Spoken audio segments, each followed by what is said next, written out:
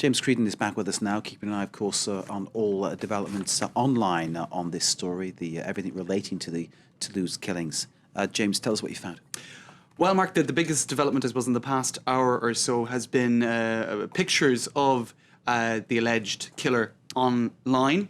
Now, France 2 seem to be stating as fact that they have a report that shows the young man in question, and Le Monde have picked up on that. So, I suppose some media have been reticent, as indeed we have. So I'll just show you the report that they have put online. So the Toulouse killer, the first pictures of the suspect. This is Le Monde, a respected daily newspaper in France, picking up on a video which has now gone online. It's now viral.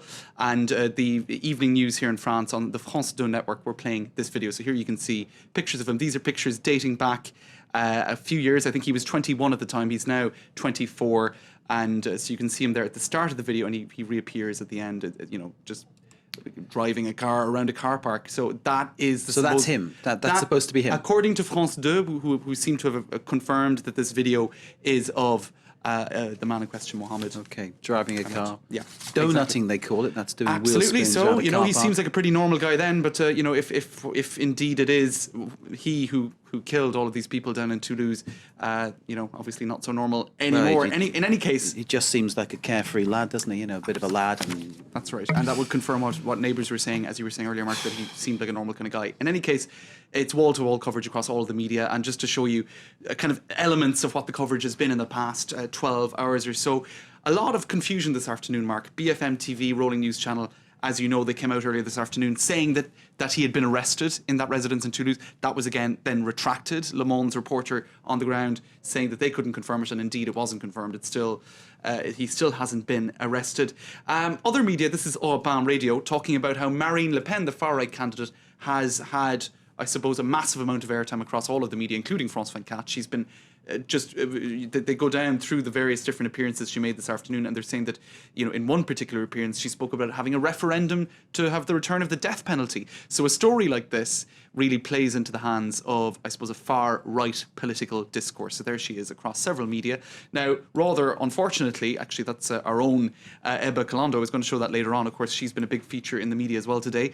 But to go back to Marine Le Pen, her words about the referendum were picked up by Marie Claire. Now, what this magazine here says is that the debate that they stoked up on the basis of what Marine Le Pen said about having a referendum to bring back the death penalty in cases like this is a vomit-like debate. Burke, as we were saying earlier, is to mean vomit, and Marie Claire quickly retracted that. Now, another element of the discussion online today was this rather unfortunate hashtag, à cause des musulmans. Now, it was one of the most widely used hashtags to discuss this story today. It means because of Muslims. Now, a lot of people, when they were commenting under this hashtag, were critical of the whole use of it, the whole idea of stigmatizing the Muslim community on the basis of what one man did. And what many people are pointing out, as in this next tweet here, that he sullied his own religion. People tend to forget, I suppose, when in this whole terrorist kind of debate that inevitably comes up at a time like this, that of course there's a central paradox there. The Muslim faith bans this sort of activity. So people pointing that out in those tweets there as well. Also, a lot of people pointing to the fact that he was tracked down because of his IP address. In fact, his brother initially was tracked down. He was arrested at 3 o'clock this morning, and then that led to the manhunt.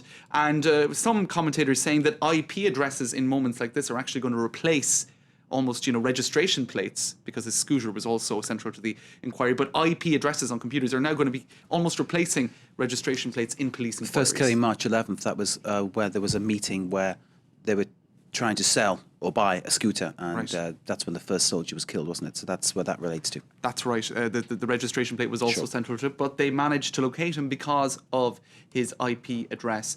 Now, another element in this debate is people pointing out the fact that he had been under police observation at various moments in the past. He was apparently called in and questioned by the police on one issue or another in November of last year. So some people, such as Dominique Payet, he's a former spokesman for the UMP party, who wrote in his blog, he made the point that, comment a-t-il pu impunément se composer? How is it that he could just walk around freely on the French, in the French territory with such a big weapon? He was talking about how, he managed to escape being arrested for so long. So while some are saying this could play into Nicolas Sarkozy's hands in the sense that security is one of his strong suits ahead of the election, others are saying, such as the former spokesman for his own party, hold on a minute, shouldn't this guy have been caught sooner? Shouldn't he have been caught sooner? This man, Mohamed Merhi, the man who, of course, is holed up and under siege at the moment, he's got a Kalashnikov, he's got an Uzi. I mean, who knows what else he's got there? How does that happen? It's a question that needs to be put. So it could. I suppose you could say, well,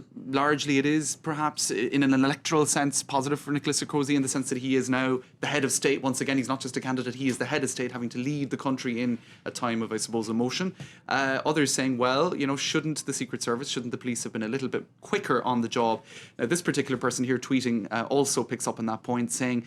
Claude Guéant, Interior Minister, head of this manhunt down in Toulouse, head of the emergency crisis unit down there, he should take the responsibility for this and resign because of the serious dysfunctioning of the Secret Service in terms of dealing with this case. So there you go. Some people saying the government haven't been doing a good job. Others saying they're doing a great job in terms of trying to bring this to a close.